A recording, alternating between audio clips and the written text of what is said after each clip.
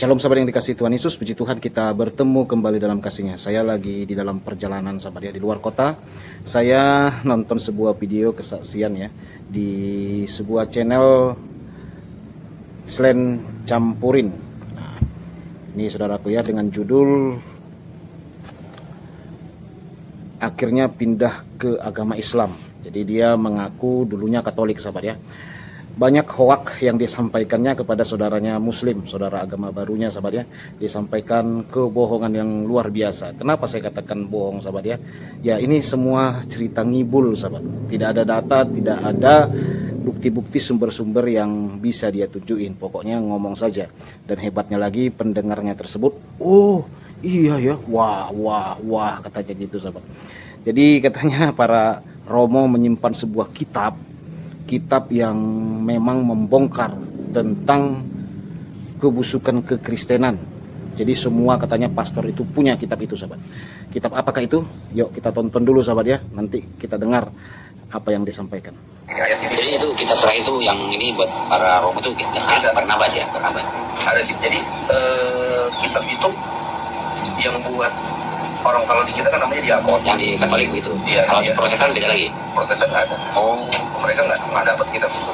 Makanya mereka pada nggak ngerti semua. Nah, kitab itu kan tebal. Nah itu kitab yang khusus Jadi katanya orang Protestan nggak dapat kitab itu. Jadi kitab itu hanya khusus bagi orang Katolik. pelajari orang tahun diakon. Diakon itu kan tahapan kayak kalau di kita ini kayak sekolah pesantren. Nah, kan ujungnya menjadi ustadz, nambahin lagi ilmu terang jadi kiai.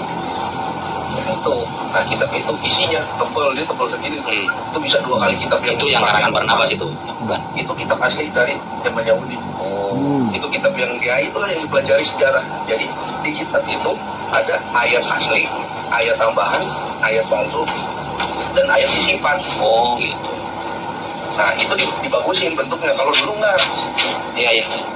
Jadi dulu kan kitab Kristen itu kan 1, 2, 3, ada 5 kitab berbeda-beda, disatuin di Alkitab.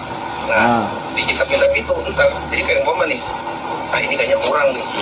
Nah pengarangnya yang berikut nulis, nah kayaknya kurang nih, ini harus direvisi ulang nih. Nah jadi ditulis di bawahnya, kalau nggak di samping nih ayat sisipan, ayat tambahan. Tapi itu kan bukan ajaran, cuman pemikiran logika jadi ya. Nabi Yesus. Kira-kira beginilah ya. Kitab tersebut mungkin dimakan kambing. Nah, gimana caranya gitu ya? Tambahinlah, diedit, disisip gitu ya supaya kelihatan kayak bagus gitu ya. Mungkin ya. Terus dulu kayaknya melakukan ini nih, cuman dengar dari omongan orang-orang. Nah itulah disisipin. Kayaknya ada ayat sisipan, ayat tambahan, bahkan ayat palsu aja ada di situ. Kan dia bilang Yesus itu nggak mati. Di kitab aslinya itu Yesus itu nggak mati. Di situ dijelaskan bahwa Yesus itu di saat sebelum ditangkap oleh Pilatus dan pasukan Herodes di puncak Getsemani, Yesus berdoa dan bersujud kepada Tuhan untuk meminta jalan gimana nih buat besok dia. Apa dia mau mengikuti yang sudah tertulis atau gimana? Akhirnya kan datang Malaikat Jibril datang kasih jawaban, kamu diam aja di sini, nanti akan ada orang yang akan menjemputmu dan menyembunyikanmu. Nah, ditanya lagi sama Yesus, terus yang ganti gue besok kayak apa? Kok mirip Islam? Itu namanya Yudas Iskariot, akan kuserupakan wajahnya menyerupai wajahmu, dan dia yang akan disalibkan menggantikanmu. Nah, di kitabnya mereka, Yesus itu akan dibangkitkan di hari ketiga. Nah, si Yudas itu udah mati, dan saat dibikin seolah-olah si Yesus itu mati, padahal mah dia ada. Emang bener jadi sesudah 3 hari Yesus itu dibawa sama malaikat Jibril, dimasukin ke gua di Yerusalem, ada di guanya sampai sekarang masih ada, dan dikafanin. Nah sesudah 3 hari yang tersisa itu kain kafan, datanglah murid Yesus yang pertama yang namanya Petrus datang, kaget dia, kok enggak.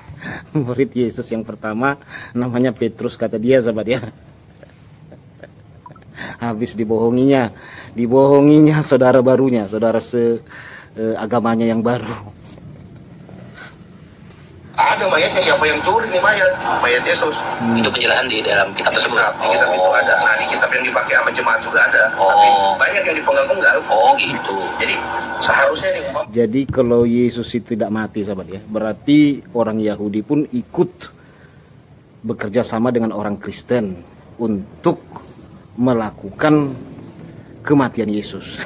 Ikut bersandiwara, saudaraku. Padahal kan selama ini kata mereka, Yahudi benci Kristen, Yahudi menolak Kristen, kata mereka. Tetapi di sisi lain mereka mengiyakan ada kerjasama Kristen dan Yahudi. Kenapa saya katakan begitu? Ya, dari ceritanya ini, sahabat. Kalau benaran, saudaraku, ada kerjasama, orang Yahudi mengakui kematian Yesus. Alkitab jelas berkata ya, bagaimana juga Pilatus, bagaimana juga pasukan-pasukan Romawi itu sampai menombakkan lambungnya dan melihat itu semua, saksi-saksinya banyak. Orang Yahudi juga saksi-saksinya, kan gitu. Nggak mungkin orang Yahudi ikut-ikutan kita oke-oke kan lah apa yang dikatakan Kristen, kan gitu. Tidak mungkin. Ada yang lebih konyol lagi, sahabat ya.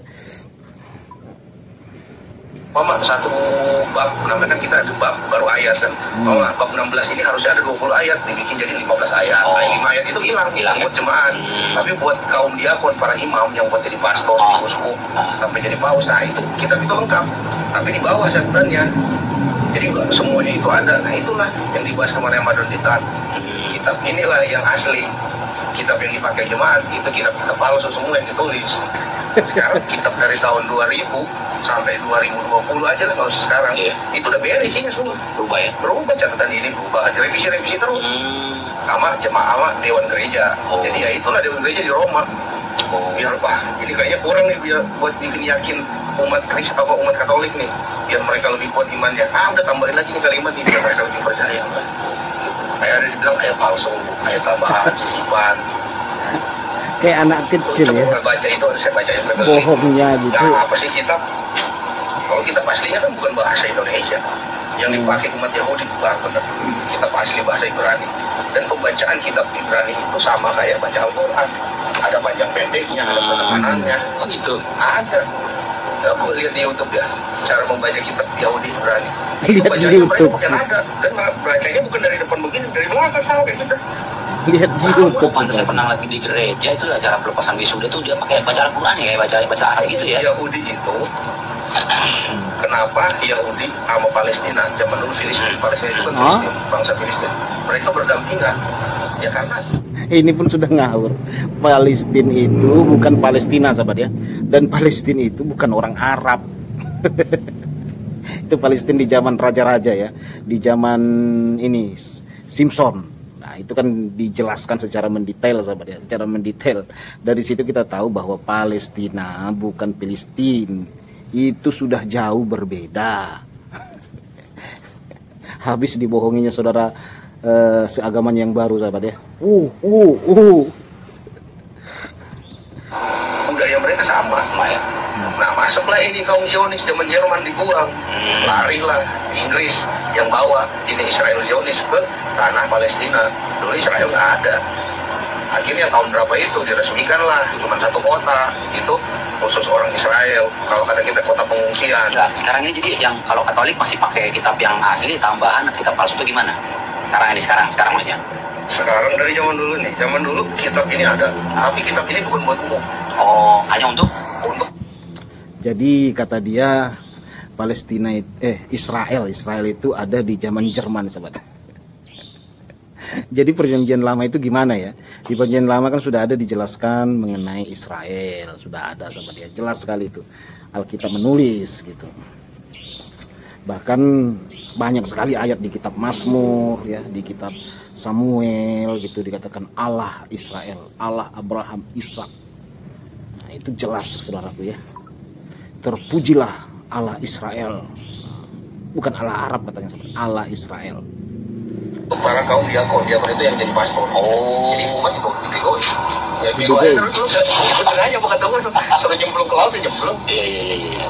Tapi yang tahu kebenaran itu ya para kaum diakon. Mereka kan keren dihabisin di sana. Dulu kumpulin umat. Beda kita. Orang Protestan juga beda. Protestan sama Katolik bedanya cuma satu. Kalau Protestan itu mereka nggak punya Alkitab. Jadi kata si mualaf ini, para Romo itu menyimpan keras Alkitab ini, gitu saudaraku ya. Kenapa? Karena takut dibongkar. Jadi hanya para Romo saja yang tahu kitab ini katanya ya. Lama nggak ada, mereka cuma pakai perjanjian baru. Yang baru artinya buatan manusia semua. Mereka itu cuma pakai perjanjian kitab di mana sejarahnya nggak bisa. Oh. Tapi sejarah dari Nabi Adam sampai ini mereka. Protestan sama Katolik bedanya cuma satu. Kalau Protestan itu mereka nggak punya Alkitab. Oh. Perjanjian lama nggak ada. Mereka cuma pakai perjanjian baru. Yang baru artinya buatan manusia semua. Mereka itu cuma pakai perjanjian kitab di mana sejarahnya nggak bisa. Oh. Tapi sejarah dari Nabi Adam sampai ini mereka Nggak nggak ada. pakai. Oh, iya. Jadi mereka nggak tahu sejarah paling. Jadi kata si mualaf ini sahabat ya, perbedaan Katolik dan Protestan hanya satu. Orang Katolik masih pakai perjanjian lama, orang Protestan enggak. Jadi perjanjian baru saja yang dipakai oleh Protestan. Jadi di kepercayaan orang Protestan, kata si mualaf yang ngaku orang cerdas, ahli dari segala ahli ini, katanya orang Protestan itu tidak percaya Adam, Abraham, itu enggak ada. Jadi mulai dari Matius sampai ke Wahyu. Aduh, habis dibohonginya saudaraku ya, saudara seagama barunya dibohongi sama si mualaf ini.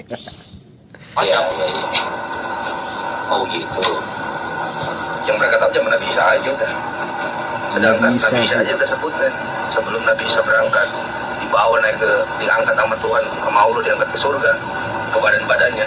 Jadi bilang, ikutilah ajaran Nabi sesudahku, karena itu Nabi penutup dan dia akan membawa kitab kebenaran penutup dari semua kitab. Dalam Alkitab itu ada begitu. Oh. Itu dihilangin. Oh. Ada. Yang ada di kitabnya para imam. Begitu. Kitab yang tebal itu ada di semua lengkap. Dan kitab Barnabas, pengarangnya Barnabas. Jadi sahabat ya, kitab yang disembunyikan hanya imam-imam, hanya para romo yang mempelajari itu. Kitab apa? Kitab Barnabas, kata dia. Kitab Barnabas itu sahabat ya, kalau kita cek sejarahnya itu munculnya itu hampir-hampir mirip dengan muncul kitab saudara kita sebelah. Iya, saudara perhatikan, kalau nggak salah itu 1300 atau 1500 tahun yang lalu ya kitab Barnabas. Tolong saya dikoreksi ya, saya pernah baca sejarahnya itu tapi saya udah agak lupa, sekitar segitu sahabat. Nah saudara kita sebelah juga kan sekitar tahun segitu juga kan muncul kitab mereka. Jadi hampir mirip sahabat, makanya kitab itu hampir-hampir mirip isinya dengan kitab sebelah gitu sahabat ya, hampir mirip. Kabarnya pun yang mengarang kitab Barnabas itu bukan Kristen sahabat. Iya, dia agama sebelah dia. Jadi bagaimana mungkin kitab yang baru datang mengoreksi kitab yang sudah lama ada? Kan konyol sahabat. Masa kitab yang baru datang yang tidak tahu tentang sejarah, dia tidak berada di dalam sejarah itu, tidak masuk dalam sejarah itu, tiba-tiba mengoreksi ratusan tahun ke depannya. Ini kan konyol. Kecuali dia hidup di zaman yang sama. Ini kan enggak ratusan tahun setelah ada Alkitab atau Bible itu dikoreksi. Kan ini konyol. Dia tidak hidup di zaman itu lalu mengoreksi. Itu tidak bisa dibenarkan. Itu namanya saksi palsu.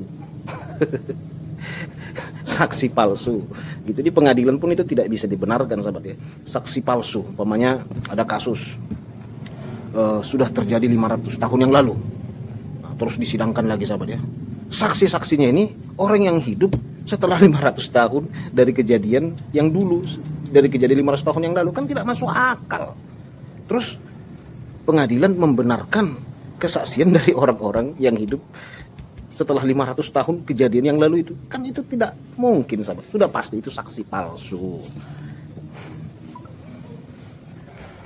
Iya. Gak bisa nggak dijual itu. Jadi kita nggak boleh Tapi ditolak itu umat. kalau Barnabas diungkit ya, maksudnya muncul ke permukaan, kayak biar kayak karena kebenaran. Itu kita kebuka sama jemaat habis. Oh, Bisa digorok tuh pastor itu lagi jemaat lagi buat baru bohong lo cowok. Karena kan di situ kesaksian semua. Saksian. Jemaat habis.